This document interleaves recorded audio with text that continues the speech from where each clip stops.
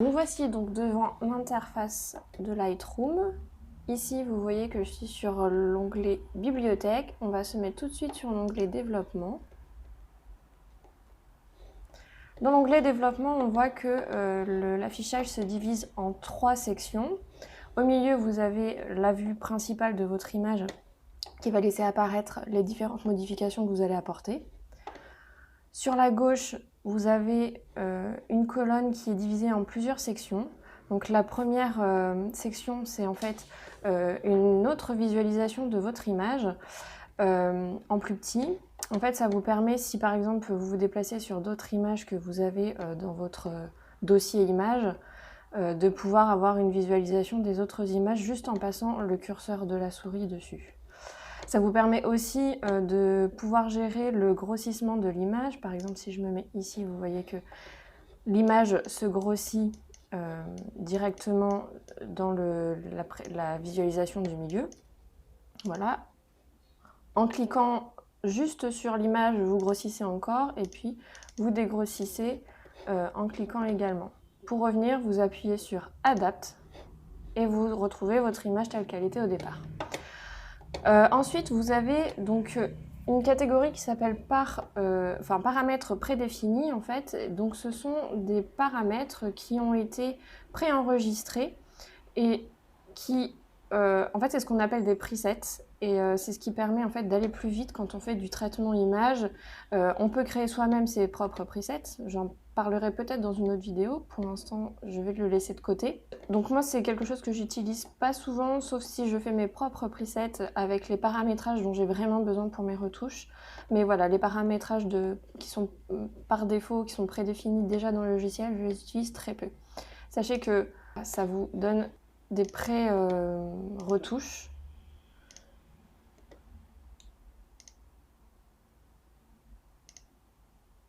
Comme ça. Voilà.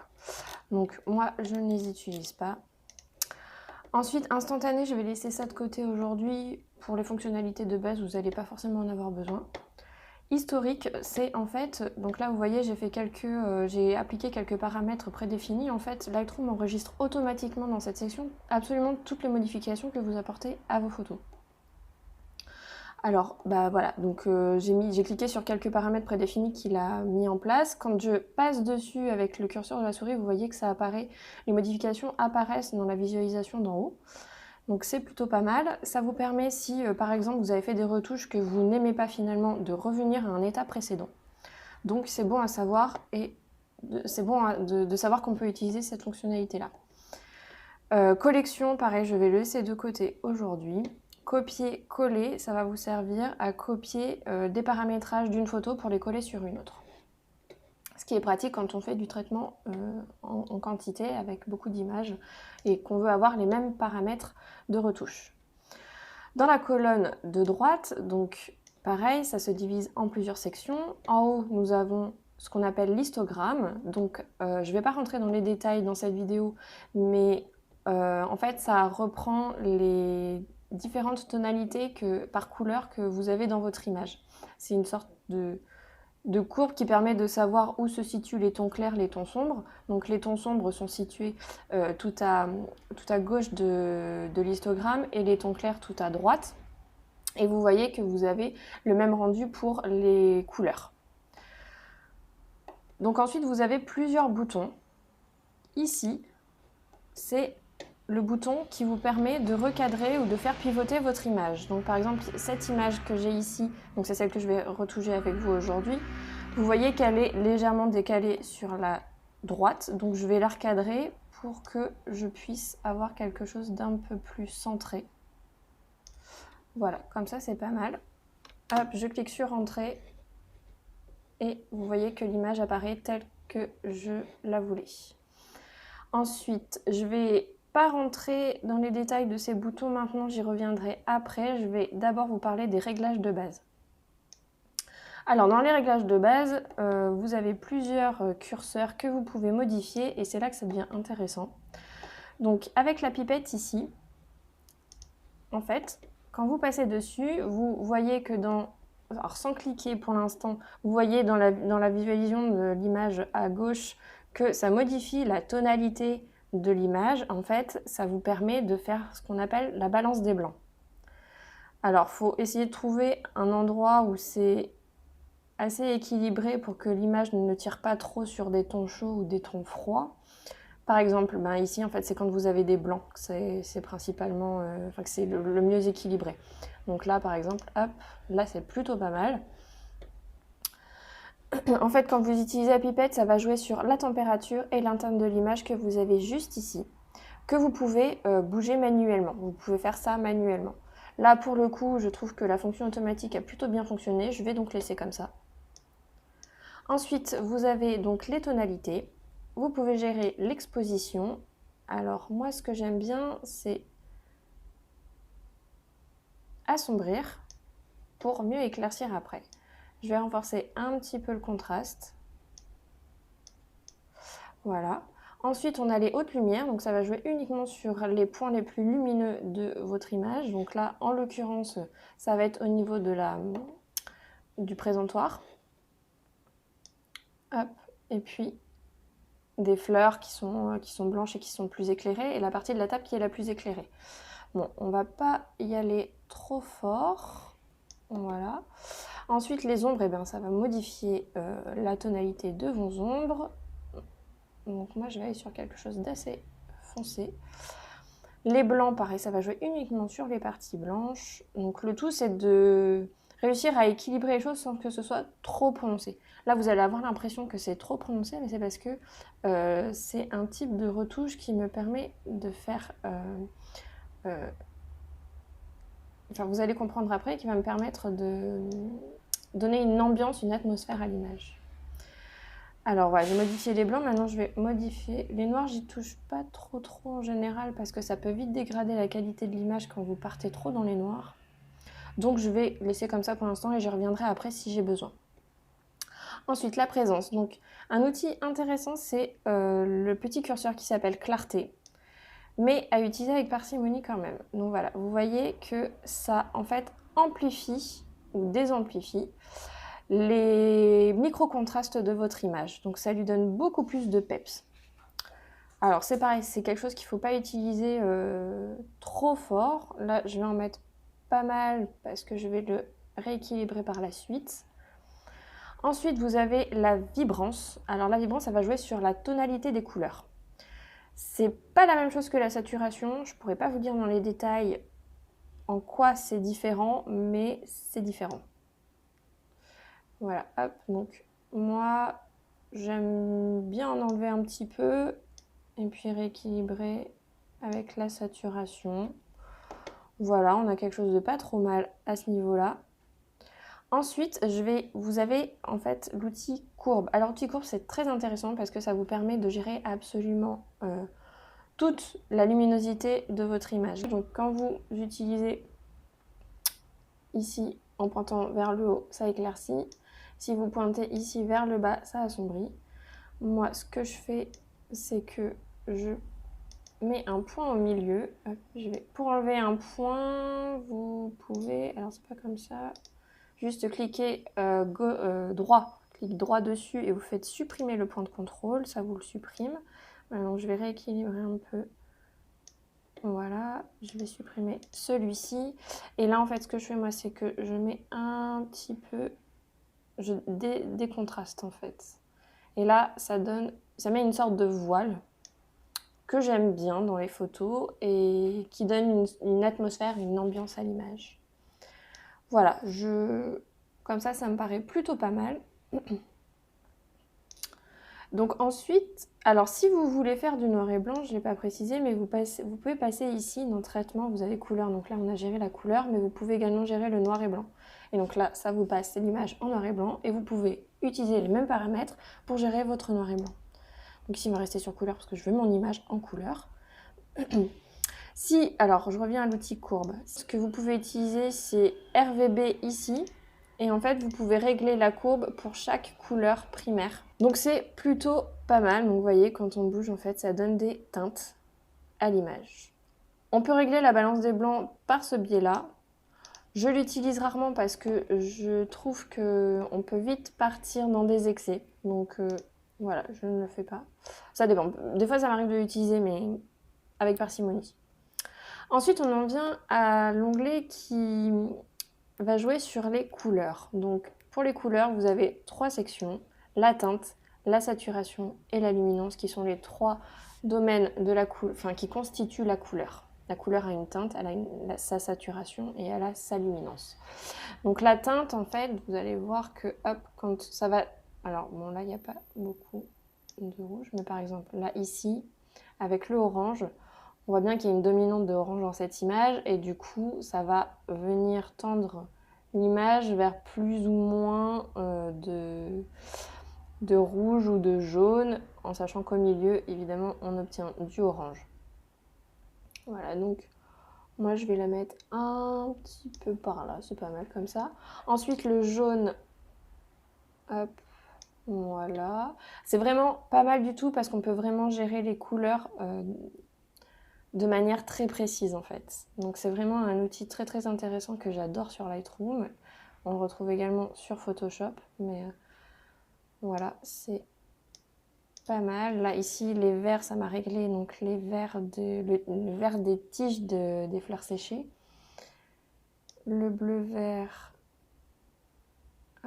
voilà, je rééquilibre un peu mes blancs qui tiraient un petit peu trop sur le violet. Là, je veux du bleu-bleu. Pourpre, je dois pas en avoir des masses, non. Donc n'hésitez pas à tester, utiliser les curseurs à comme vous le voulez. Ensuite, on passe à la saturation. Alors là, la saturation, ça va plus ou moins augmenter les couleurs de l'image. Ça va leur donner du peps ou au contraire, les retirer la couleur. Donc, vous voyez là avec le orange, quand je le bascule plus vers la gauche, je retire complètement la couleur.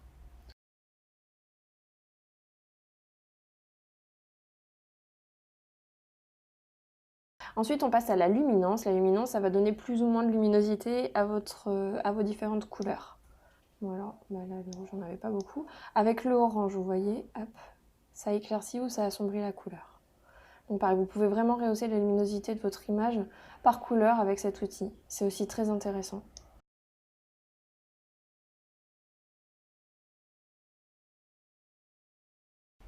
Voilà, donc pour les couleurs, voilà ce que ça donne.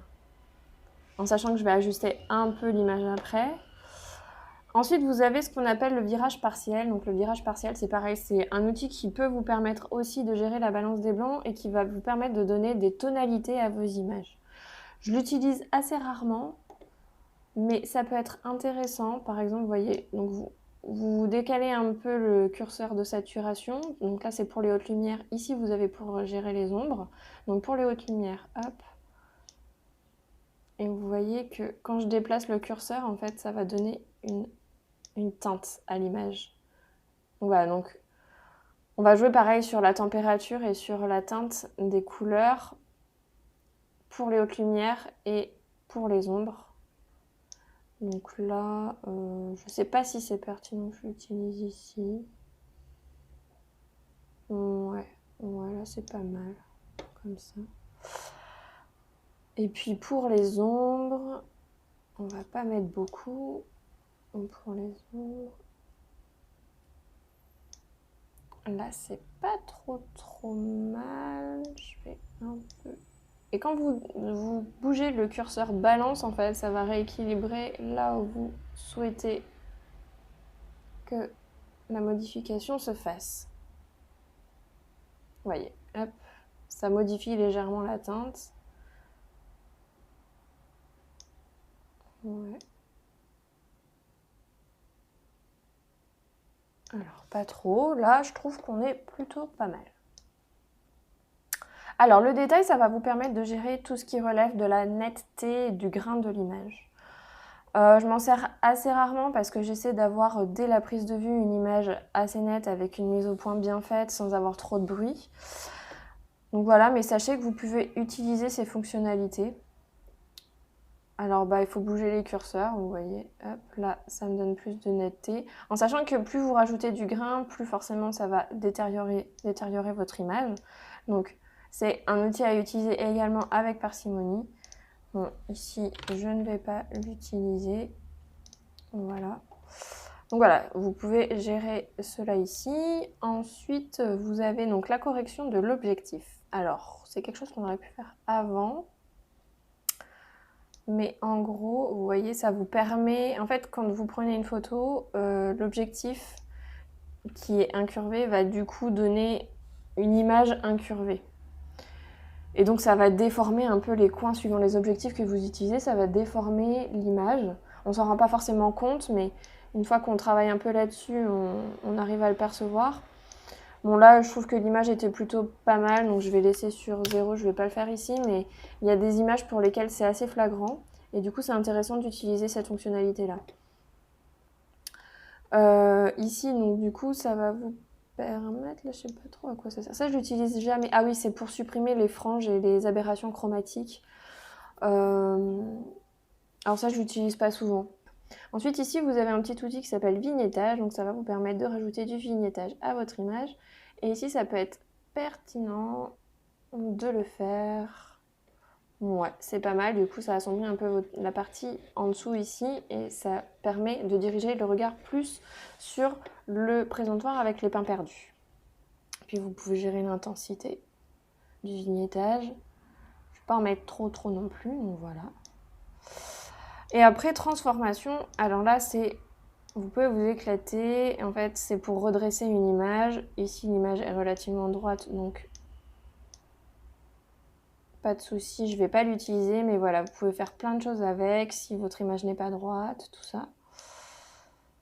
Bon, en sachant que j'essaie dès la prise de vue d'avoir une image droite, plutôt bien cadrée, etc. Mais il y a des éléments qui peuvent nous échapper et c'est intéressant de savoir qu'on peut redresser notre image avec ces outils-là. Voilà, donc ensuite on a effet, ça je l'utilise pas non plus, je vais le laisser de côté. Et étalonnage de l'appareil photo, alors c'est pareil, ça va jouer sur la teinte et les couleurs de vos images, enfin de votre image. Voilà, donc encore une fois, vous pouvez faire votre balance des blancs avec cet outil-là. Je l'utilisais avant, je l'utilise plus trop maintenant, mais c'est pareil, ça peut être intéressant de l'utiliser, donc éclatez-vous. Essayez de jouer avec pour comprendre comment ça fonctionne et voir ce que vous pouvez faire avec. Peut-être que vous, dans votre système de travail, vous allez en avoir besoin et vous allez décider de l'utiliser. Il faut tester. Voilà, alors du coup, voilà ce que j'obtiens avec ma retouche. Je trouve que ça tire un peu trop sur les sombres. Donc, ce que je vais faire, c'est que je vais revenir sur RVB. Et là, je vais rehausser un petit peu comme ça, en rajoutant un peu de voile. Je la trouve un peu trop colorée, notamment avec la table. Alors, et c'est là où je vais vous parler d'une fonctionnalité. Je vais revenir ici. Donc là, vous avez un outil pinceau de retouche. Cet outil, je l'adore parce qu'il permet en fait de faire des retouches localisées de votre image. Par exemple, moi je l'utilise souvent pour... Alors vous pouvez grossir le pinceau. Donc là, vous voyez, j'ai cliqué, ça m'a fait apparaître un petit point. Et vous pouvez grossir le pinceau, en fait la broche, avec la molette de votre souris.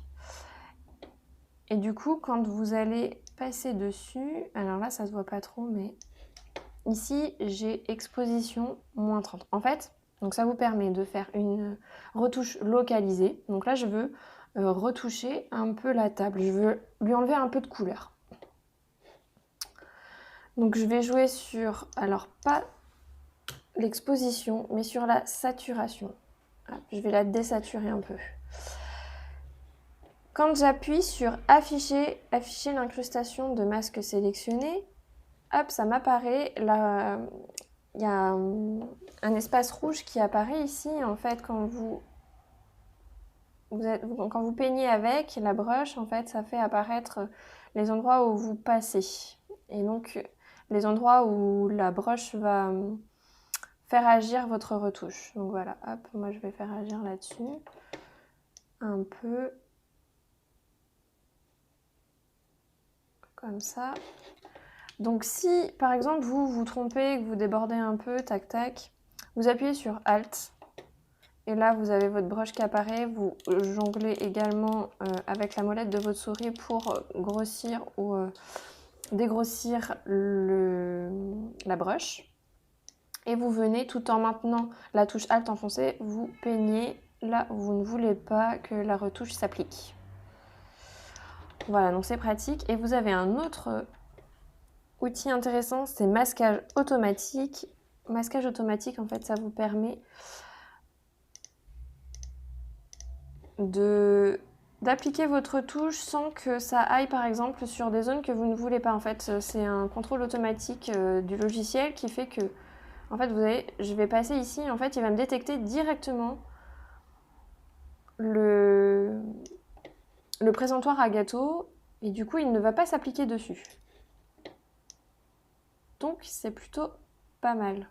Voilà, hop, je peux passer entre mes feuillages, enfin, entre mes fleurs ici. Et du coup, il ne prend pas les tiges. Alors, c'est un outil qui est très intéressant. Bon, des fois, il a ses petits défauts, il faut repasser un petit peu, mais dans sa globalité, il est plutôt fonctionnel. Alors là, je vais grossir un peu. Hop, donc je vais aller sur remplir. Si vous voulez déplacer votre image, vous appuyez sur espace. Vous maintenez la touche espace enfoncée. Vous cliquez sur votre image et vous déplacez avec votre souris. Voilà. Et du coup, là, hop, vous voyez, je vais passer un peu comme ça. Voilà. Donc là, vous voyez, il me prend tout. Du coup, j'appuie sur Alt. Et hop. Je vais venir passer comme ça. Bon là, ça va faire plus grossier, ça risque de laisser quelques traces apparentes, mais c'est pas très grave. Moi, au pire, c'est pas très grave si c'est... Hop, voilà, c'est pour vous montrer comment ça fonctionne. Voilà. Hop, on va se l'appliquer un peu ici. Voilà. Hop, là, il a pris... Je veux pas qu'il mette sur les fleurs, donc voilà. Voilà, grosso modo. Et alors, je reviens sur l'intégralité de mon image. Donc, je vais enlever afficher l'incrustation pour voir ce que ça donne. C'est un petit peu trop désaturé. Donc, je reviens régler ma saturation. Alors, il a un petit peu de mal.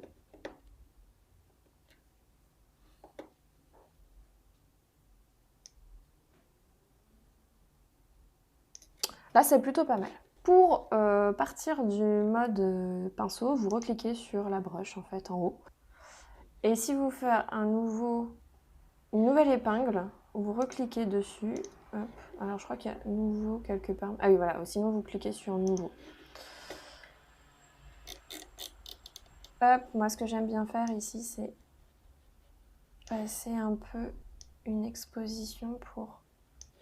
Alors une exposition plutôt froide pour assombrir. Voilà, et donner une direction à l'image. Et ensuite, je vais éclaircir un petit peu cette partie-là. Pour que ça pepse un petit peu plus. Voilà. Bah, c'est plutôt pas mal. Si vous voulez faire un avant-après, c'est l'outil juste là. C'est les deux Y en fait. Voilà, et donc là vous avez un aperçu de vos modifications.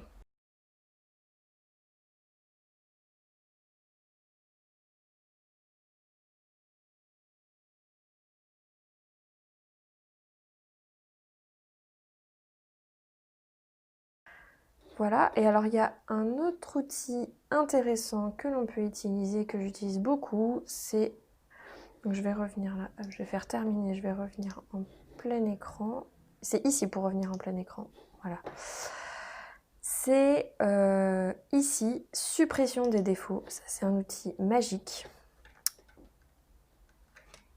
qui va vous permettre de supprimer les imperfections de votre image. Par exemple, vous voyez là, j'ai des petites choses qui sont un peu disgracieuses. Je vais hop, simplement cliquer dessus il va aller me chercher un endroit hop, que je peux déplacer. Et voilà, je vais mettre comme ça. Et là, quand vous faites terminer, il n'y a plus de tâches. C'est formidable. J'adore cet outil.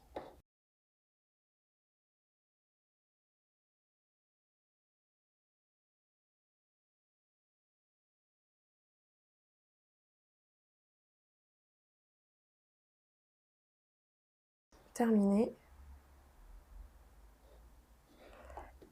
Et là, on va regarder l'avant-après. Voilà ce que ça donne. Vous avez également 3 autres boutons ici que vous pouvez utiliser. Donc correction des yeux rouges. Donc ça c'est quand on a des portraits, qu'on a des yeux rouges. Lightroom calcule automatiquement comment les enlever en fait quand vous cliquez dessus.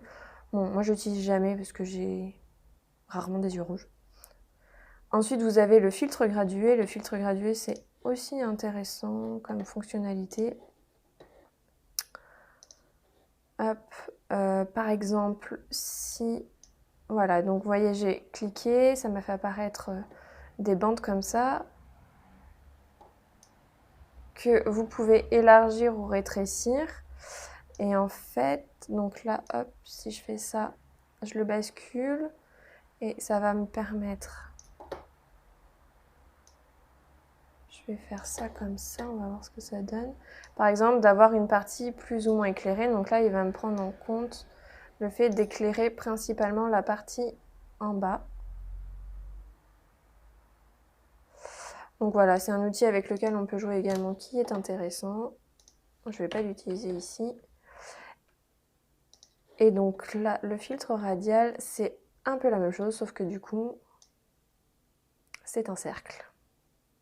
Voilà, j'aurais pu faire ça. Et du coup, jouer... Alors là, du coup, oui, voilà. Là, il exclut ce qui est à l'intérieur du rond. Vous faites inverser le masque ici pour inverser l'effet, la prise d'effet des réglages. Donc là, il va me prendre en considération ce qu'il y a à l'intérieur du cercle. Voilà pour les fonctionnalités de base.